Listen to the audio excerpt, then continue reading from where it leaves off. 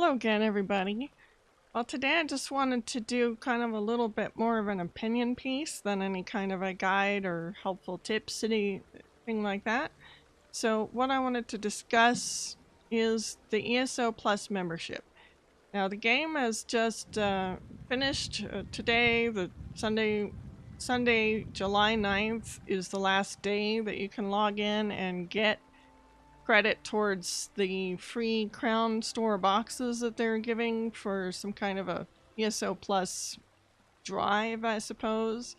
And they were offering a free trial period as well to people for the ESO Plus so that they could also get the boxes.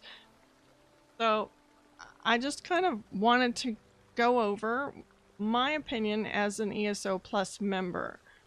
I'm not trying to sell it to anybody. That's never my intention, to be an unpaid seller for the game. But what I do want to discuss is whether or not I, as an ESO Plus member, think that I am getting my money's worth for being an ESO Plus member. So I started out the game from the beginning, and in the beginning it was subscription only, period. There was no one Tamriel or any other option to play the game than to be a paid subscriber. And I struggled with that for a little bit because that was a lot of money to ask for a game to play every day. But at the same time, I felt that having a membership would help keep down some of the gold sellers and other kind of trollers and griefers and that sort of thing. And when we started the game, oh my god, there was just that. There was gold bots and all kinds of stuff. It was hell. But I love the game so much. I wanted to stick around and see how they would fix things. So I did, and I stuck with the paid membership, and it was nice. We used to get little rewards for continuing to be a member. We'd get unique pets. We would get a little gift bag every once in a while, and that was fine. And then they decided to, I guess they probably decided they were not getting enough people to buy the game or to play the game because of the membership requirements, so they decided to allow people to play the game after purchasing the game. So then they had to do something with the membership, and they came up with some list of benefits that the membership would have, and the benefits have grown over time to being what it is now today. Right now, with the membership, you get the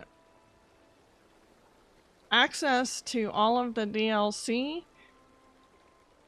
You get some crowns to spend in the store. It depends on your membership level, whether but you basically get some crowns to spend in the store, either monthly or every 6 months or whatever you signed up for.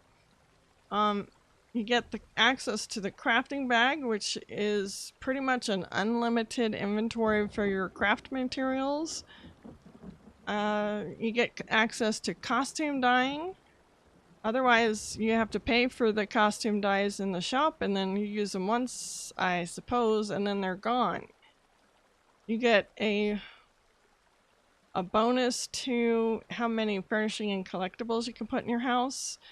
You get a bonus to how your bank space. So basically, whatever your bank space is, it's doubled. And then you get a 10% bonus to experience, crafting, inspiration, trait research, and gold acquisition. Now, those are the benefits.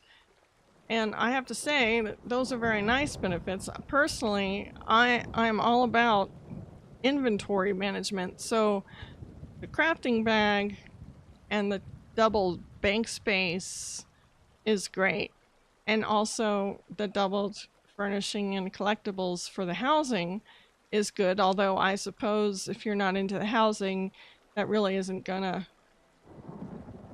pull you over the edge.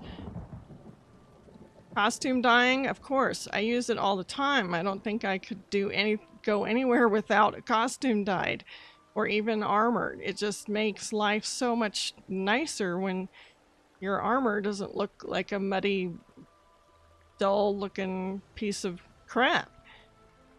So for those things, I do think it's worth it. The bonus to XP, I don't know. To me, I'm not a speed leveler.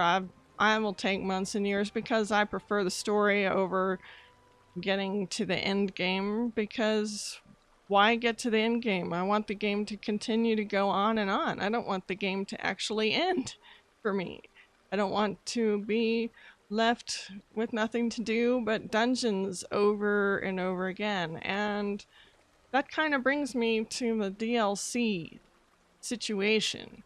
Now, the DLC access is a really good thing, but you can also purchase the DLC. You can buy DLC whatever you want, whenever you want. So if some DLC doesn't really matter to you, you don't have to own it.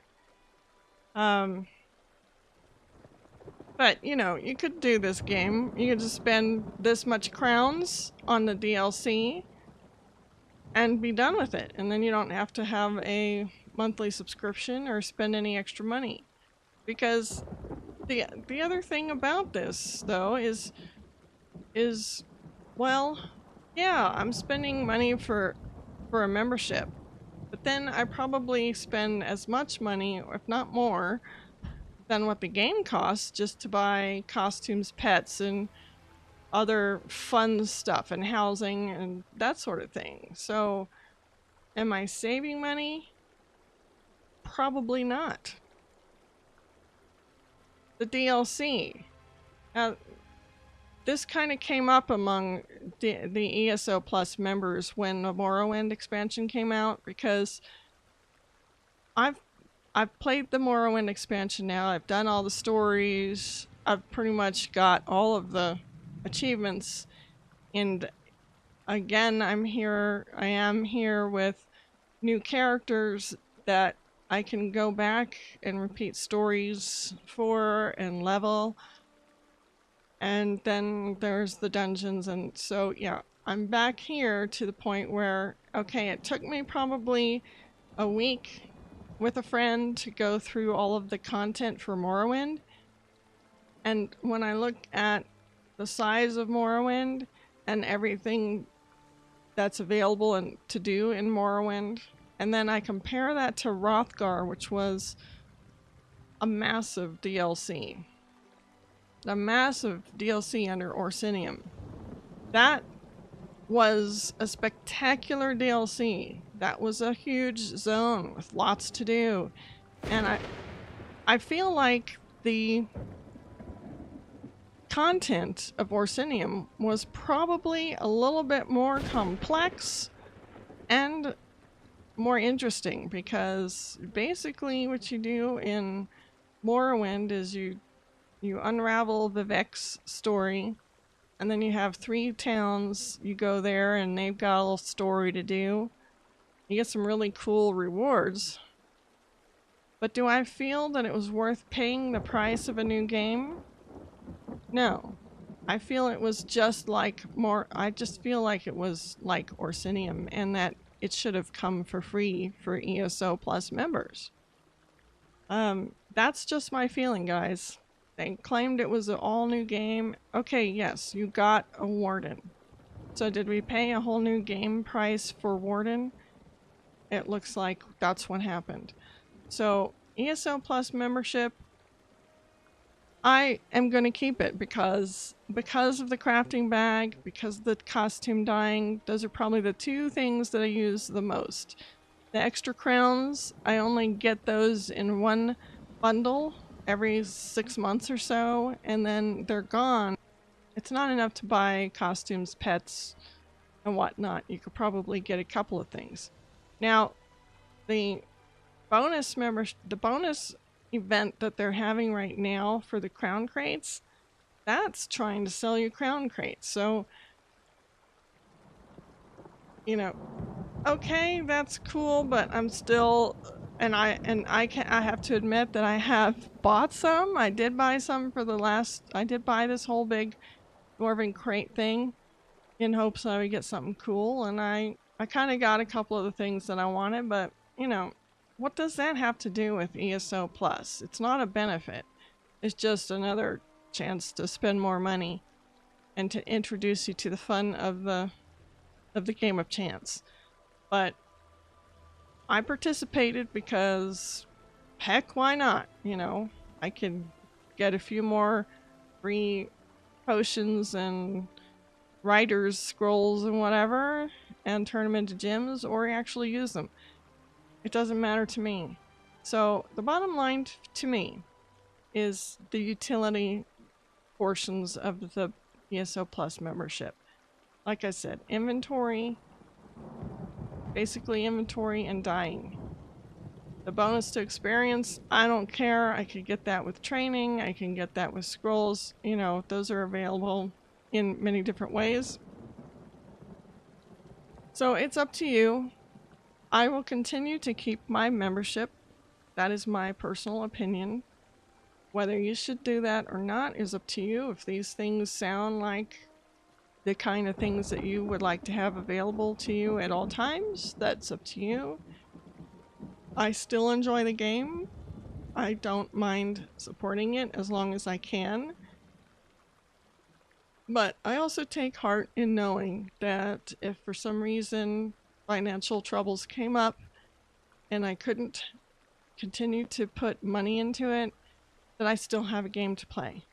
So that's it for me. That's my opinion, and I hope that you guys found this little talk helpful.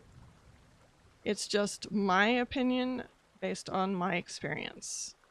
So that's it. I have some things to do this week, so I probably won't be making other videos this week, and I hope that you all have a nice day. Thank you for watching.